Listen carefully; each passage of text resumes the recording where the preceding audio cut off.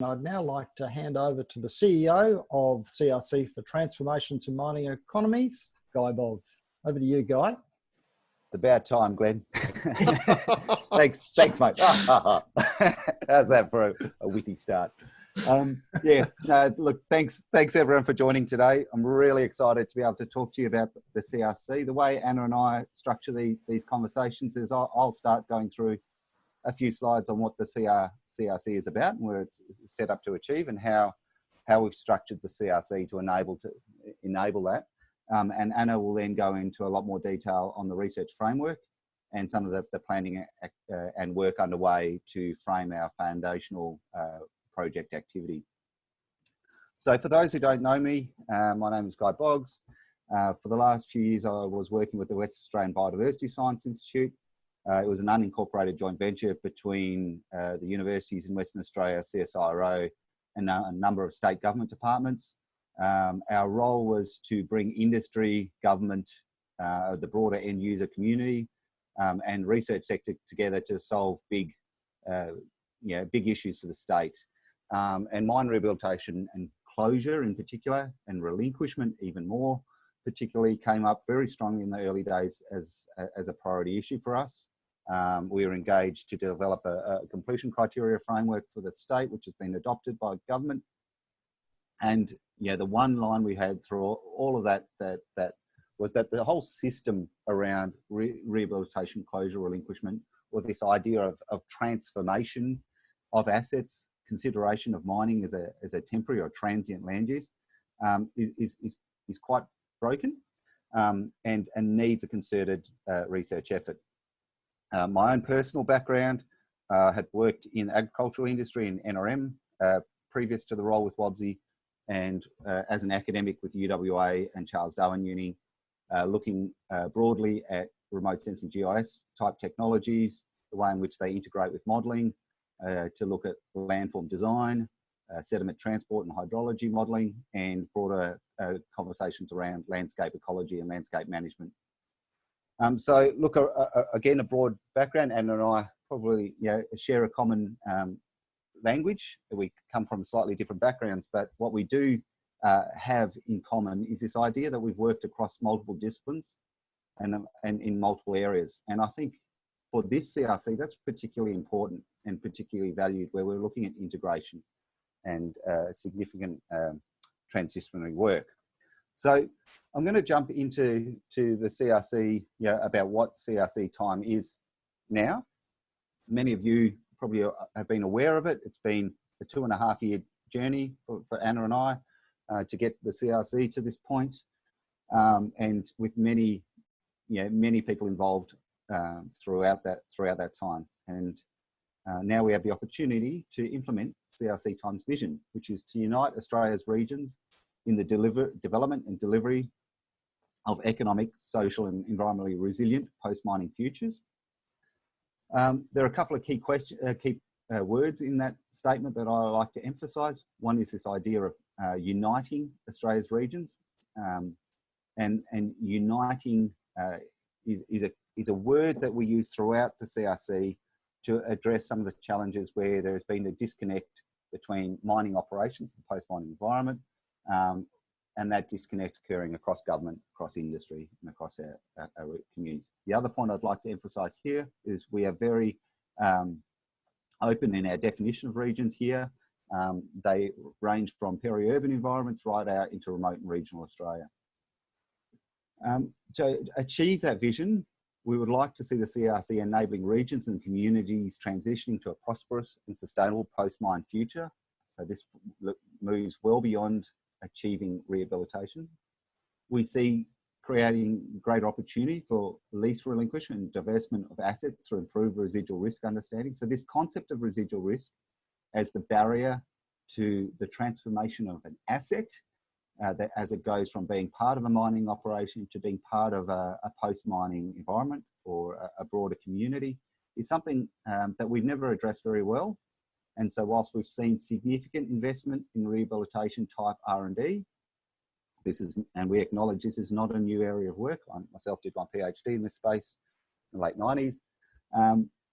What is different is that we've seen investment in rehabilitation, we've seen lots of activity in this space, but we haven't seen relinquishment.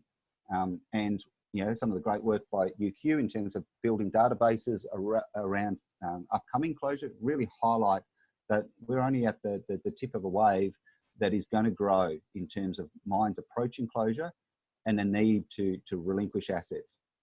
And that's being felt by company boards who have massive liabilities and growing liabilities on their books now, and pressure from investors to release those assets, and pressure within our state governments as they look at the liability levels at a state level. This was picked up in the National Resources Statement, which is a key document, and I'd encourage everyone to read that for the CRC, which transformed the argument for mine rehabilitation closure from one being about, you know, just solving a problem, and really a problem that is owned by the mining industry and mining sector and should just be dealt with by the mining sector, to one where we say, you know, Australia's resource sector by 2030 should be one that is underpinned by sustainability, because this is going to attract greater investment into it. And of course, we also want to see value, you know, broader definitions of value coming from our resources sector in Australia, and we can achieve that. And the National Resource Statement, on behalf of the Australian government, sets out a really great blueprint that we would like to contribute to within the CRC. The last two top points on that side really are about, if we get this right, we'll be able to get increased investor confidence and social development in one of Australia's most important industries, and along the way start to recognise that rehabilitation and closure, and many of my friends, colleagues have spun off out of academia into industry and the like, and back and forth, and many of them end up setting up companies that are now delivering goods and services across Australia's mining sector, but also into global markets in you know, Africa, China, South America. UQ obviously has a strong relationship into Chile, and we see real opportunity for the innovation coming out of our R&D space, going into our METS companies that focus on the rehabilitation closure supply chain. So how can we grow that through the CRC? So that's our vision. Again, defining the problem is often very difficult here. So at its heart, that the problem is a failure to relinquish from the mining perspective and from the government perspective. And on the flip side, a driver of a failure to relinquish, because as a broader society or community, we don't have the technologies or understanding of what we actually want from a post-mining landscape. And if you look into that problem in a bit more detail, and this is why I think Anna and I, you know, we talk about our diverse backgrounds being really valued here, is because this is not a single discipline issue. It's one about disconnect. So the barriers to success that we see are disconnect in shared vision development by all stakeholders, so particularly a lack of equity in the post-mining stakeholders, governments, community, secondary business development, and the mining operations. And the drivers for them are quite different. So how do we enable a shared vision development by all of those stakeholders? A disconnect in how we optimally apply funding for closure. There's large sums of money available, larger sums of money being invested in the space.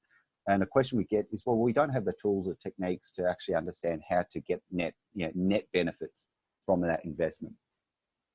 There's a disconnect in short and long-term risk assessment, costs and benefits. So whilst we might want to drive investment in things that have long-term value or long-term outcome, it's very difficult to make the business case within a company on that using current financial and economic valuation techniques. There's disconnect between what can technically be achieved and what is being asked for. And I think that's really interesting in the research sector when you look at some of the obligations that our mines are being considered to deliver on. And you know, as a society, we've agreed to those. And we know as academics that they're actually not technically feasible at this stage. So how do we break that deadlock when we need mines to be going through closure and transition now? And there's a disconnect in the skills and supply chain. Skills and supply needed to successfully transition landscapes and communities. And this comes back to recognising that rehabilitation closure, as a broader definition of closure, brings together multiple skills, multiple backgrounds, and is an area where we need specific training and support. I won't spend too long on the next slide. I just wanted to highlight here where, if we get this CRC right, where we can add real value. This is a CRC, this is a economic valuation exercise that was undertaken as part of the stage 2 bid process.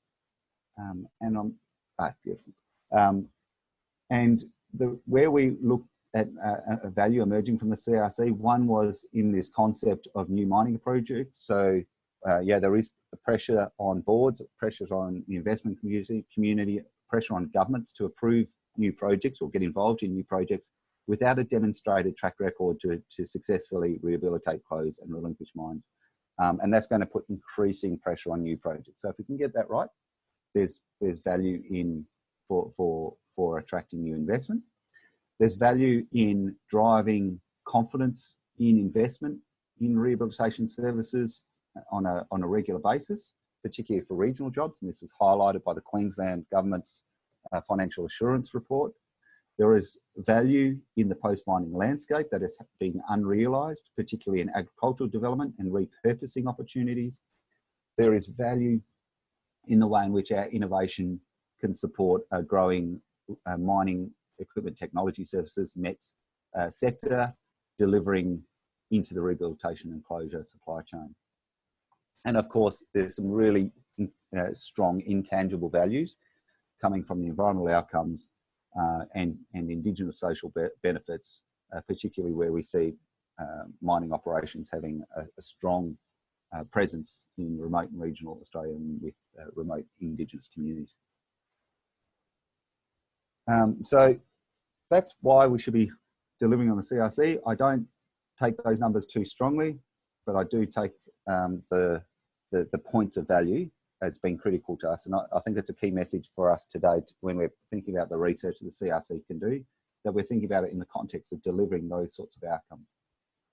So if disconnect is the major challenge, what we've tried to do is bring a level of connect, starting with the partners that we've got involved in the CRC. This brings together 74 different organisations within the CRC, and they represent all parts of the mine value chain, from the mining companies themselves, and a really good representation of mining companies, the strong research community, a strong representation of and very diverse METS companies in our partner base, state government from pretty much every state or territory around Australia, and diverse areas of government, not just the regulatory parts of government, but those ones involved in jobs or state development or regional development. And within government, we also have local and Commonwealth government departments, so all tiers of government. And in our region and community groups, we have particularly regional development type organisations and natural resource management organisations helping us to plan a better future post-mine. The next slide talks to how we are looking to manage this diverse member base. And one of the mechanisms that we're using, and these are draft regions, and the regions will evolve with the CRC, is to look at focal regions where we've got partners that a good representation of our partners. These 7 were highlighted in our application and are featured in our research framework, where we've got mining companies, state or territory governments, regional development organisations, and sort of community groups as well. And we'll be working to ensure the CRC, research that the CRC is doing is both tapping into regional issues or regional priorities, but undertaking research across, using these regional hubs to do research that is representative of a range of geographies, again, from the human context, looking at peri-urban mining environments, intense land use environments, through to conservation areas, out to remote and regional Australia, diverse biophysical environments, and diverse commodities. So if we can structure our research to use multiple points and multiple hubs in the way that we deliver our work, we believe that the solutions delivered through this mechanism will be more transferable across Australia and more transferable into the global marketplace. The last slide I've got in these opening section is really coming back to what often drives the CRC in the first place, which is this idea that an issue, issues are complex.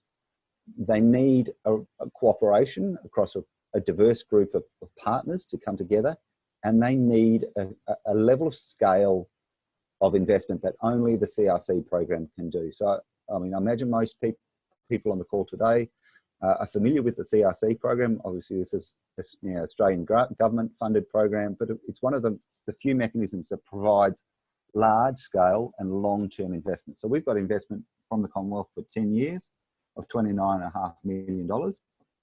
This is matched by about $31.5 million from our research and industry end user partners, and a further $70 million of in-kind contributions from our partners. And this is really important when you look at our member base. We will be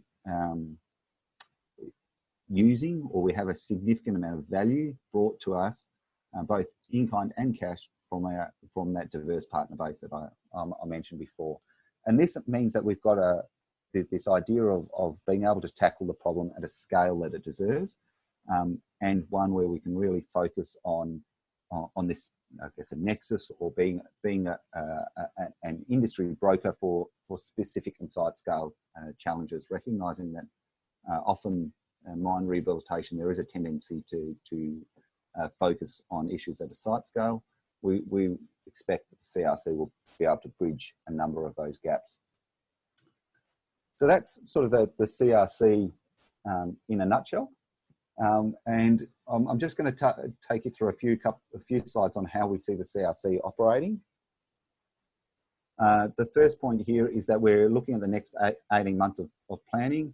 We're looking at business and governance systems being developed. We're, CRC's form as an independent company, limited by guarantee, with all associated business and governance systems. It's really exciting to be designing something that currently doesn't exist. And where we are in that journey is that we've got participant agreements out for review at the moment. We've got the CRC TiME company registered with an ABN and company number. We've got a small board in place to support the pre-CRC phase. Anna and the team are really at the same time running a parallel process around research planning, and today forms part of that journey and the release of the research framework a couple of weeks ago. These things will underpin what we're calling the foundational period of the CRC, which is the first 9 months of the CRC activity. And this is when we will actually have our participant agreements in place, and we'll really focus on forming the organisation. We will form the full 7-member board. We will grow our team and support particularly both the research and project management systems, but also our impact and adoption and communication mechanisms as well. And at the same time, in the research planning space, we're going to be going into the delivery of foundational projects, this idea of 6 to 12 month projects that will support the CRC in the longer term, and undertake planning work that will lead to a longer term investment structure for the CRC, which will go into the operational phase, that third phase that's on the diagram, where we will start to see investments in longer term projects, 3 to 5 year activity that will provide particular strategic value within the context. So we think this is it's a carefully approach to the CRC's development. And part of that rationale is that we know that there's a lot of work being done in this space. We want to bring our partners together. We want to bring that work to the surface, and we want to make sure that the work the CRC is investing in is bringing additionality and bringing significant long-term value. The next slide, I'm not going to dwell on for very long because Anna's going to go into a lot more depth on this. But again, the research framework that sits behind the CRC for me is one that is particularly unique and novel in the way that it connects the post-mining environment in terms of policy, land use and landscape planning tools, the concepts of site to regional scale impact or cumulative impact, the way in which we look at uniting diverse stakeholder groups and shared vision development, to ensure that we actually understand what we want from the post-mining landscape. I don't think we've addressed that question nearly enough. And if you look at our policy frameworks, it's not well recognised in space. And then we work backwards into the mine operational environment to ensure that what is delivered through both the mine planning systems and financial, that are underpinned by financial decision-making processes, and the operational solutions that are then being implemented, actually are delivering outcomes for the community or government that they are looking for, that will lead to relinquishment. So this idea of residual risk, two sides of that. What is this? How do we best minimize residual risk? And then how do we define actually what is acceptable residual risk for an asset transfer? And of course, the CRC brings this idea of scale across all our partners, so we can start to bring together data sets and national scale trials or demonstration type research across both legacy and operational mine sites. The next slide, it just talks to this idea of embedding long-term value. I just want to make the point here, we have set up governance structures at our board level. We are looking at structures in our management team and the way in which we engage with those regional hubs that I've talked about before. And we're looking at the project agreements and project delivery mechanisms to ensure the CRC really has genuine and long-term relationships with our communities. And that's going to be really important to achieving the overall vision of the CRC. The next slide talks to some of the mechanisms that we're developing at the moment, or structures that sit around achieving that vision. So as I said, we have a board that'll be informed in terms of project approvals or deliveries by both an impact and research committee. And we've segregated those two things partly because we have a role of in the impact committee. That committee will be chaired by someone from the broader community or regional development space to look at the mechanisms or pathways for utilisation that are expressed in projects directly and providing individual advice on that to the board. Whilst the research committee is focused on the research, the quality of the research and the additionality and significance of the work. So two discrete points of advice coming into the board so that they can make good decisions on investments. Coming to the management team, we are focused obviously as a CRC on both quality research management and leadership, and on communication and adoption, and the structures that we put around that to enable high impact, highly adoptable work coming out of the CRC. And to do that well, we need to be informed particularly by our end user partners, but by our partners in general. And we'll do that through regional hubs that I expressed before, and through program advisory committees.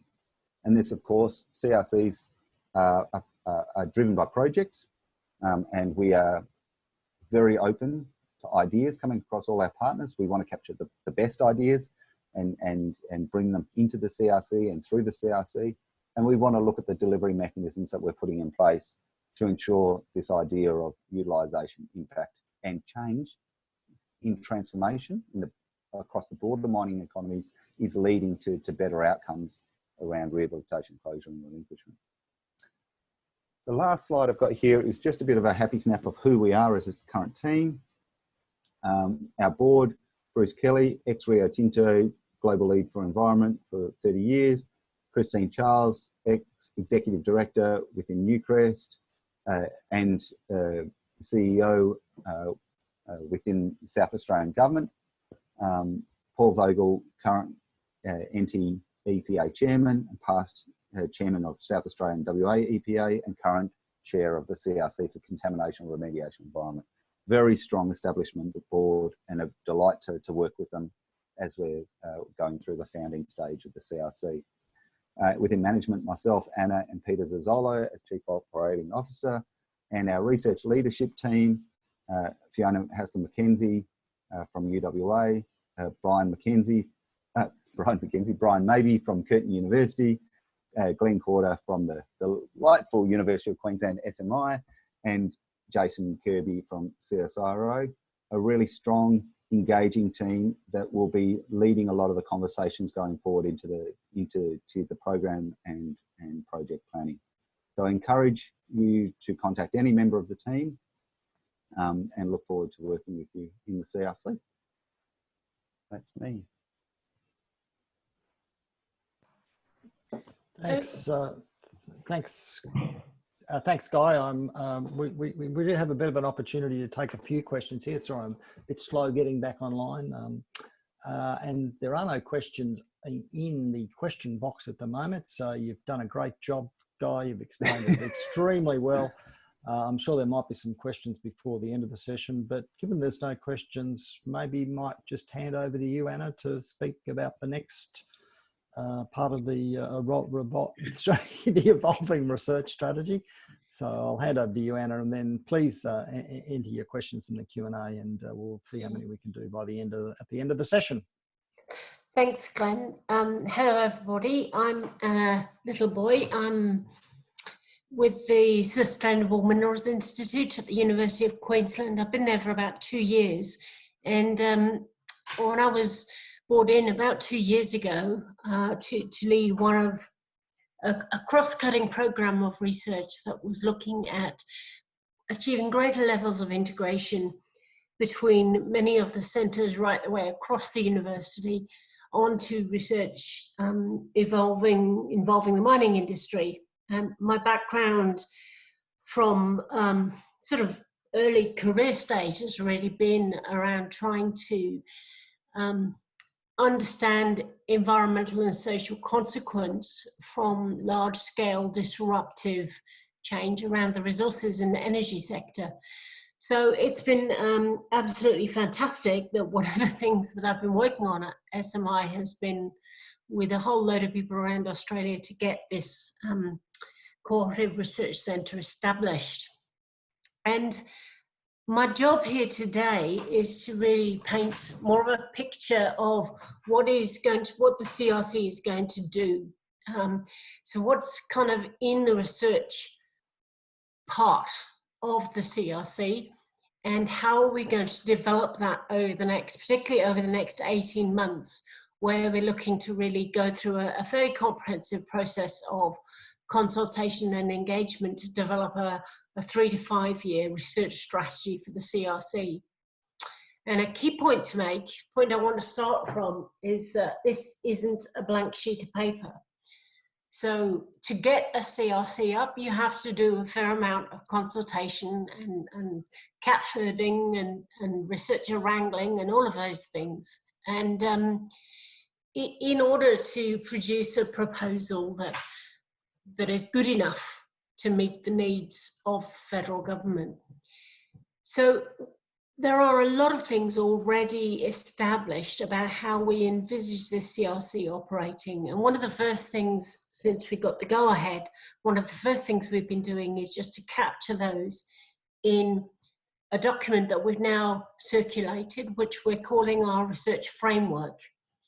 And this document we are circulating for discussion and for consultation. So we finished that the night before we started the first of our webinar series, which this is about the last of our webinar series. So I would commend to you that research framework document captures the current state of thinking about what the CRC will do, what kind of values we're trying to espouse, what our goals are, and how we see ourselves going forward, in particular over the next 18 months. I think, given that it's clear that some of you on the webinar have not yet had the fundamental, the research framework document, what we'll do is we'll actually recirculate both the framework document and the slides that Guy and I have been using to everyone who's attending this webinar after the webinar's finished. So please don't stress if you haven't received the framework document, you'll get it after this discussion. Now, Guy's already kind of outlined the sort of central structure of the CRC, and I'm a great believer that structure has to follow strategy, and we had a really seminal moment in the development of the CRC bid where we realised that this was not a CRC about mine closure, this was a CRC about regional development, with mining as a really important agent or component or actor in regional transitions where they exist. And so for us, it became important that the first thing the CRC was thinking about was, what does it mean to have regional economic development in a mining region as the mine looks to move towards closure and relinquishment? So program 1 is around regional economic development. And it's about articulating, what is it that we want to deliver? What does it mean to have a successful transition to a post-mining future? And that's a very diverse place to be, because there are multiple voices that need to be heard. There are multiple ways of thinking about things, multiple value systems, different languages, a whole load of perspectives that can be really difficult to bring into a space to develop, to co-develop an idea for a future that will stand the test of time. So that's what program 1 is about, visioning the post-mining future and making sure that our systems and institutions are supporting movement towards that vision rather than hindering movement towards the vision. If you can identify what you want to do post-mining, there's an awful lot that can be done during mining to help you get there, but only if it's planned into the mining process. And so program 2, which we sometimes talk about as the glue that is holding the CRC together, program 2 is about working out how we can get some of the goals and aims and objectives of a post-mining future into the mine planning and scheduling process. So this requires looking at the way mining operations conceptualize risk, the way they balance long-term risks against short-term expense, the way you bring into a decision-making system sort of less tangible concepts of value that might accrue from thinking about social capital or environmental services. How do you bring them into a decision system that then justifies doing something in the mining process that might cost a bit more in the short term? So in a way, program 2 is about developing the business case for thinking about post-mining transitions whilst you're doing mining. And then program 3 is really about developing some of the new solutions and the innovations that you can put in place during mining to help deliver that post-mining future. So it's a much more traditional mine closure portfolio sitting in program 3. It's landform, final landforms, it's ecosystem engineering, it's acid rock drainage, it's thinking about how do we use waste, but it's also thinking about how do we move material around the mine site? How do we think about mass transport? How can we engineer out waste and deleterious materials? We also felt it was really important that these don't become programs that stand alone from each other and occasionally talk to each other over the fence.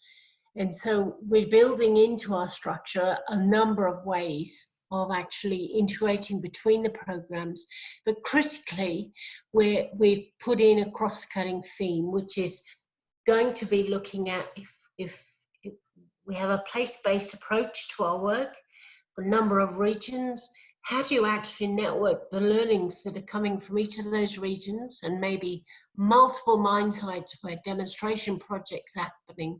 How do you bring all that information together and make something that is greater than the sum of its parts? So we need to be thinking about how do you actually network different demonstration sites? What does that actually mean? And how do we capture the knowledge and learning in a system that means that we can interrogate and we can aggregate it, integrate it, and interrogate it. So the cross-cutting theme is looking at some of those enabling things to help this diversity of research come together and help us learn more. In the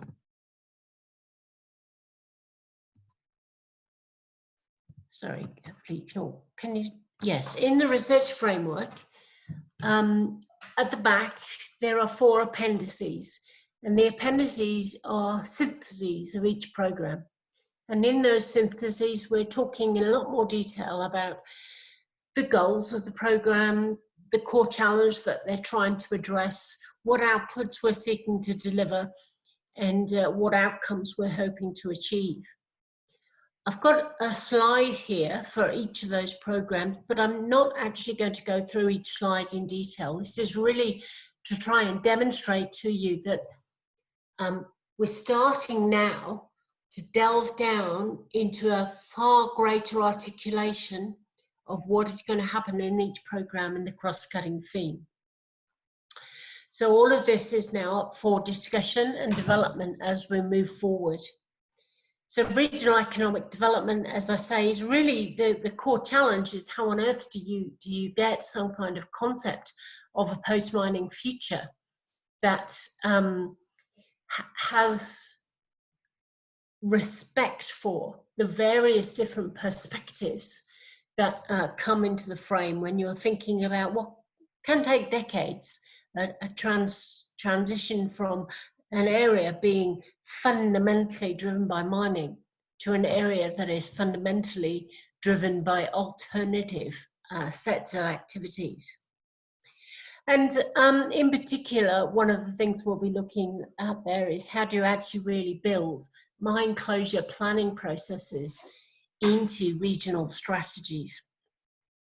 And for example, looking at the role of policy frameworks in helping or hindering that, and thinking about the difference of context, different perspectives, diversity of views that are held by the many people who are affected by post-mining transitions. In program 2, which is around risk evaluation and planning, as I say, the core challenge here is about how do you actually make the case as to why mining companies should do more during operations that will help some kind of future outcome, when a lot of the drivers on mining operations come from concepts such as productivity, lost time frequency incidents, discounted cash flow, net present value calculations. So this area is really actually trying to change the way we think about value and balance short-term value and long-term value during the mining process. In the operational solutions program, in the consultation we did before getting the CRC approved, a core challenge is actually the ability to demonstrate innovation and technology that will deliver long-term value or reduce long-term risk. But it can be really difficult to actually develop and demonstrate that at scale while mines are in the middle of operating. So this is really about developing and enabling access to proven innovation to help better close mines. And with the cross-cutting theme around collaborative infrastructure, key challenge is really about putting data and information coming from multiple locations of multiple quality, multiple disciplines, getting that all together in a way that it can be interrogated and evaluated. There's stacks of data held out there by a whole range of people. Sometimes access to it can be limited by concerns around privacy. Sometimes it can just be difficult to get it into a format that can then be integrated with other data sets. This is not a new area to consider. The geoscience world has been looking at it for years in terms of pre-competitive geological data, and the environmental space, particularly where you're looking at environmental informatics, is increasingly looking at how do you integrate information. We don't want to reinvent any wheels. We want to understand how can the CRC learn from what's already been done in these areas, use platforms that already exist, and add value where they don't exist. So what I've been trying to do is just paint a picture of the kind of questions we're beginning to ask as we develop our thinking about a research strategy for the CRC. As Guy said, we're kind of operating the first year of full operation, which will run, we hope, from 1st of July 2020 to 30th of June 2021. We see that really as being a foundational year where we continue this development of the questions we're asking and the solutions we're going to try and provide in that first year. So that I'm hoping that by about March, maybe May, maybe next year, we actually have a 3 to 5 year research strategy that has been developed through a comprehensive dialogue process to present to the board.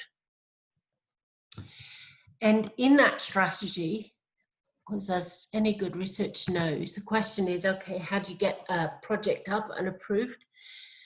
We are really trying to set up a project development process that looks like this slide. And the core thing here is that we are looking to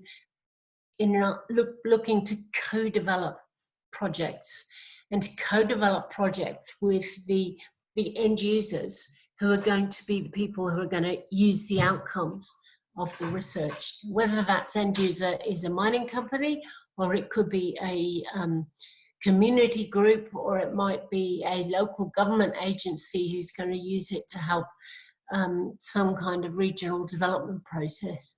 We're not saying it has to be driven by industry, we're saying it has to be driven by an end user. But we would see ourselves going through some form of process of ideation. Let's have a think about some ideas, and then let's have a conversation about those ideas. And out of that, we would sort of then identify project ideas that we felt were going to get a lot of support from the participants in the CRC. And then we would look to develop up a much more detailed project proposal. We have a review and approval process in our minds, which involves a number of different levels, and which really enables our end user participants to be directly involved in the review and approval process for these projects as we go forward. So we do have in our heads a concept of how projects will be initiated and approved on behalf of the CRC. I'll talk about that a little bit more in a minute in the context of thinking about some of our early projects that we want to get up and running in the first year of the CRC. But I'll just kind of pause there because the other big activity that we're doing at the moment is to actually understand the resource base that we have for the CRC to operate. What do we have through our partner base in order to actually deliver research projects? And this is, for me, this is much more than just what research capability do we have. That's really important, of course, but we're also working with big companies who have many important individuals in there who have very differing levels of interest in the different aspects of the CRC. We need to understand that multiplicity within our end user partners.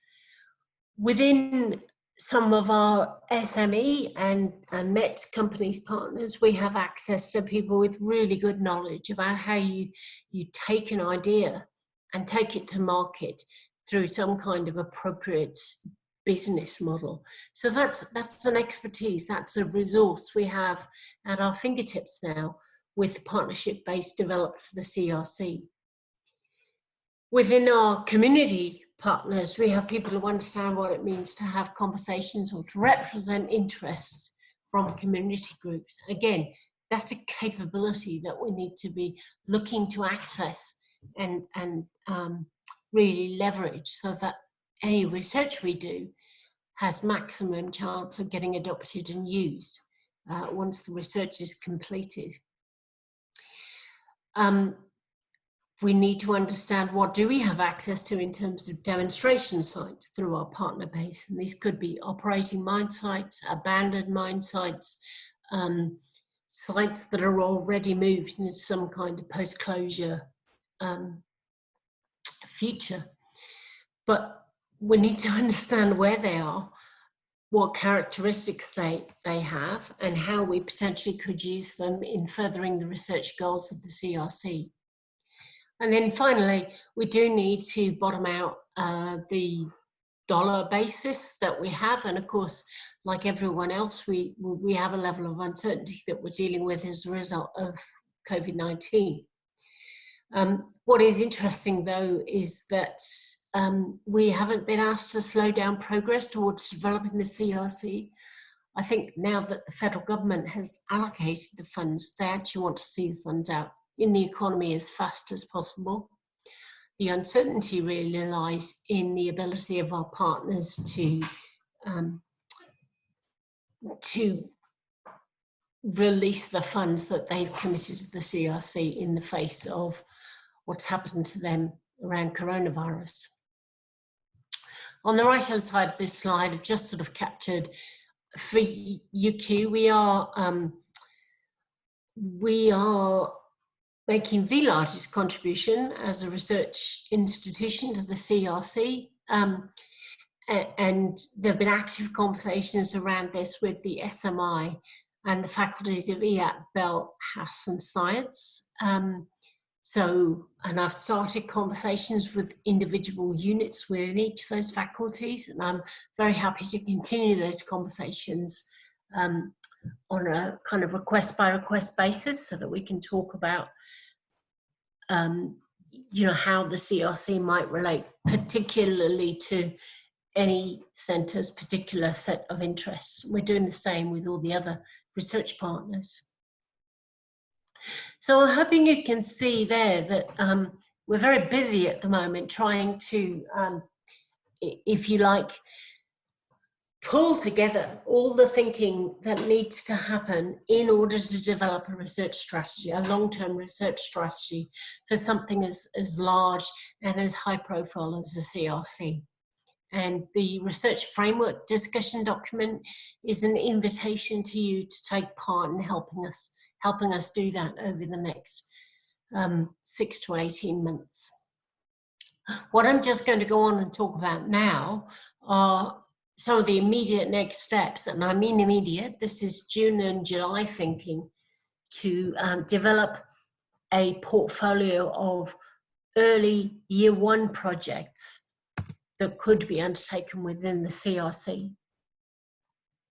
And the process diagrams I'm about to go through are quite complex. They'll be in the slide deck that you'll get, and they're complex because all of our research partners and any researcher worth their salt is really interested in understanding how they can take part in this process. So I wanted to be comprehensive in the way I sort of show how you can get involved in shaping ideas for next financial year through the CRC.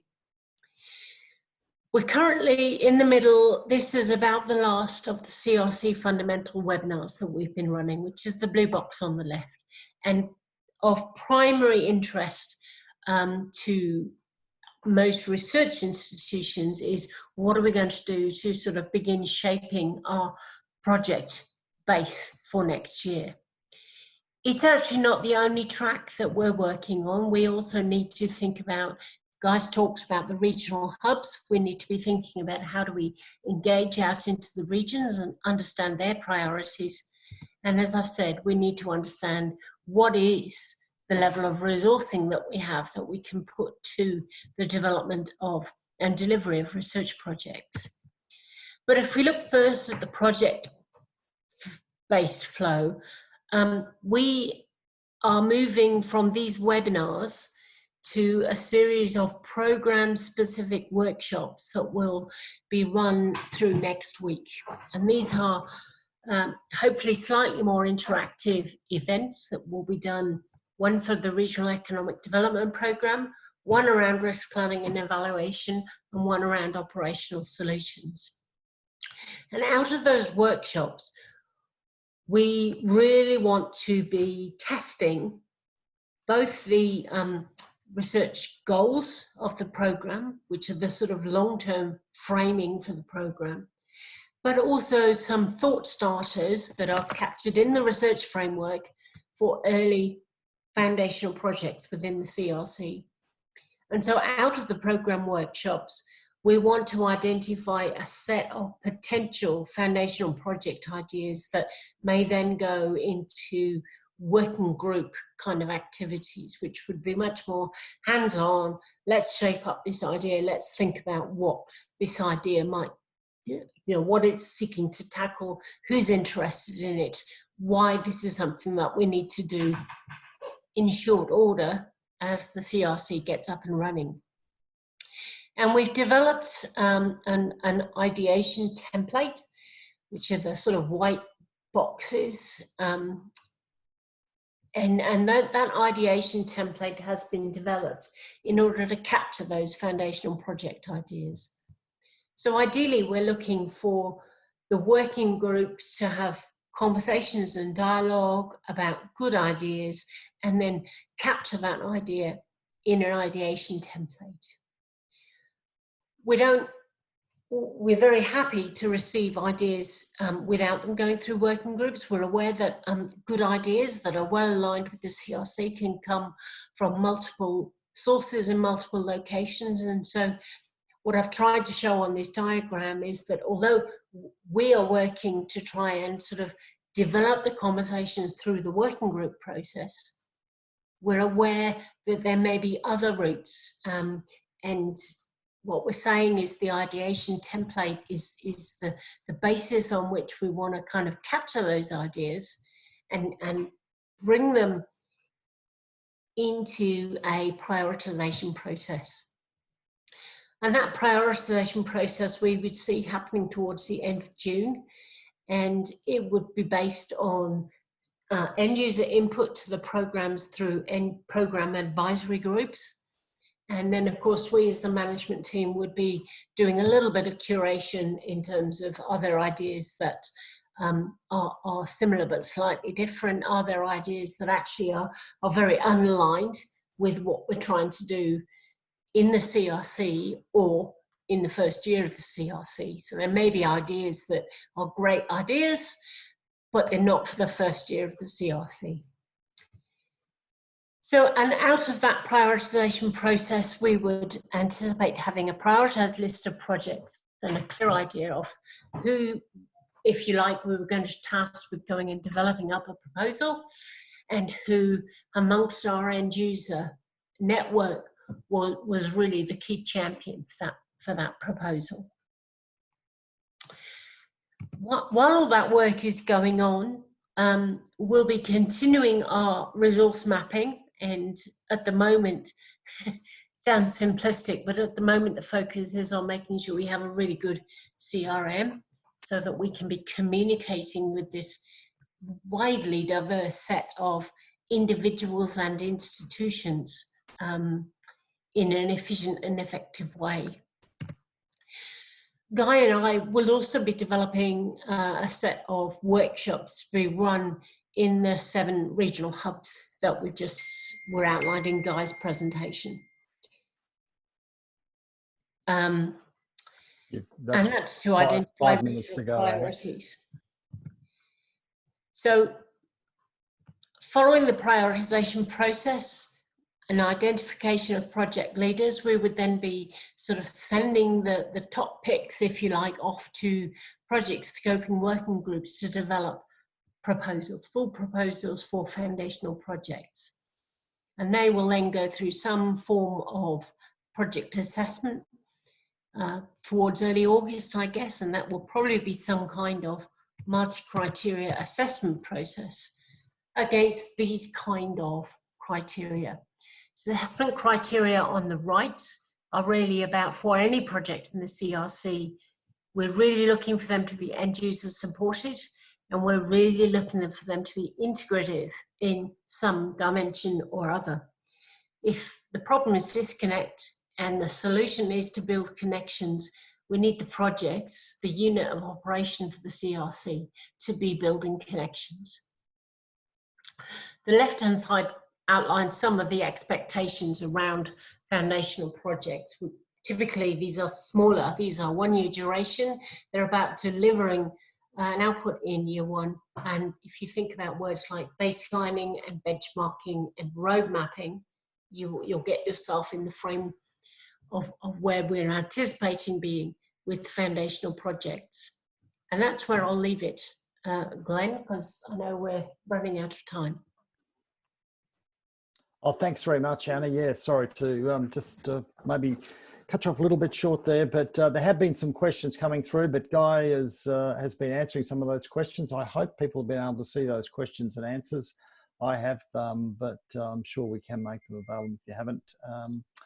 If there's any, I guess we really do want to wrap up by 1:30, and given there's no more open questions in the list there, I think it might be good time to wrap up now. Certainly Anna and Guy will be available, and certainly myself involved with Program 3 would be open for having any questions or any follow-up questions or comments regarding the webinar.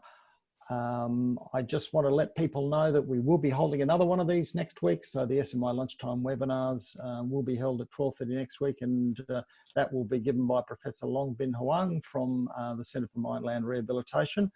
And Long Bin's webinar will be entitled Mine Wastes, Leave Them, Cover Them, or Change Them for Sustainable Outcomes. So I'm sure that'll be really interesting and fascinating, knowing the work that Long Bin's doing. For those of you who want to get the recording of the webinar, it will be available on the SMI events page, so please go through to that. And likewise, the details of next Tuesday lunchtime's webinar will also be on that events page, so smi.uq.edu.au/events. So thanks everybody for your attendance. It was great to see so many on the line there, and please do follow up with Anna and Guy or myself if you have any questions or queries.